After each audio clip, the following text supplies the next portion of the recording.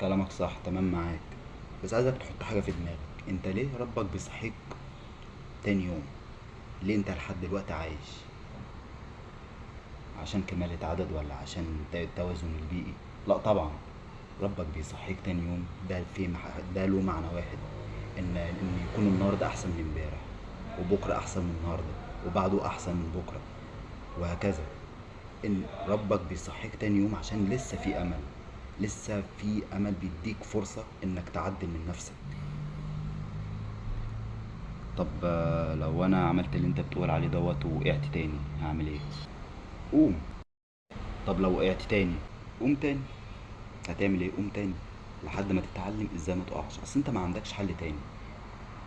انت هتفضل عايش، الدنيا تعارك فيك وانت تعارك فيها. ما عندكش حل تاني انك تنجح.